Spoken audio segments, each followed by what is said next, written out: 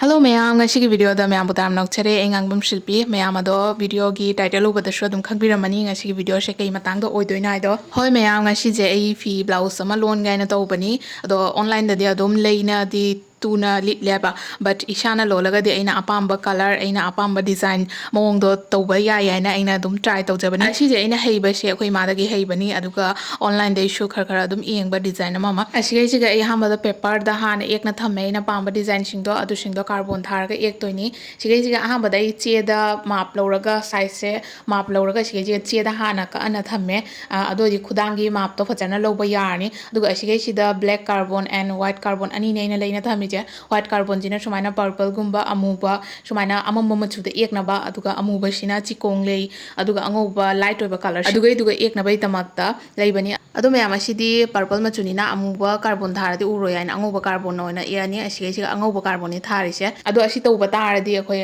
khangba kanba haidi passion amagi suma thau tai ko adu natradi asi je talakani hai tare adu asiga adi fast forward tawrabani na yang na tauba yare adu matam di mayam changyaba aduga asi ekpata sunatana hojik loan matam da shu adum matam changi mayam to biba mayam da adum khangbiram gani ko ado asi je online da ju phangi hoi online da issue mayam leiba yani aduga asi se ai ahamba to khatpani ado mayam asi se ai phi shaning da bakando aduga iduga adum loan na baina asi je try to jabani hai tare asi je ai isa gi ju ani ahum budi lole but si madi ai order pirak pani ai customer mana adu do magi siga magna apamba design magna khallaga asi design je ona to bi roina do finally som makhut ka aduga somgi makhut siga je ek na lore ado asi je color magna apamba color do ina happy baneba ai adum di ahama hamba khudang ani ta tawrami asi customer sina haina magi khwang da shu khwang side to shu back side da shu happy roina aduna from the back side da shu tawre asina first time nai tare back side da shu maina tawbase ado mayam che she ek man na asi design je pamanna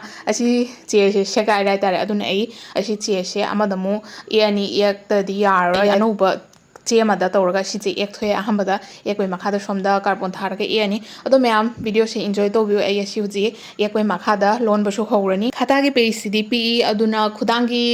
map ta dum ek panina aduna tele khwangi da di khetang di sangdoini aduna ani rak thokne ek patare ba ado mayam asi je ek pa matam da khetang yenga ge ek pitai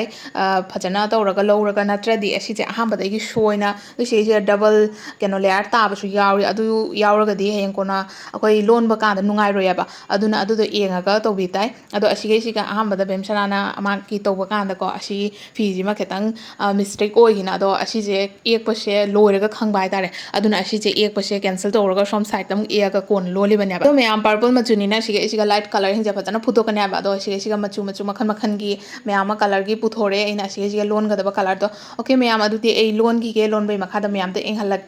ke amna haidi huji ayuk ta gi hawbaduna nungdhin yobada kyamna lon bangam ga do mayam da enghalake ko mayam loidiba engbi wadudi mayam asiga ei som side tagi ahana lon ba hawrani siga white color oina hapani somgi side puna makse yam phajabra do siga white color se hape ei real dan hena phajai ai tare color se siga camera siga khetang di color se mak pudmai tori ko ado to siga leide ado ngai yamnadi matam se yamnadi kuina changpa nate adum sanda orakpada sukhak adum lon ba ngam ai tare aduga asina next day da adum nakanama lon ba ngamme siga color se hapaga adum sangak pada lon banina adum nakan ma lon bada numi 2 days 3 days adum aina di adum changba hai tar mayam som nakan sidi lore aduga som side ki watli aduga khwang gi chu watli adum mayam asi je lon ba lore ko ina mayam da utsarage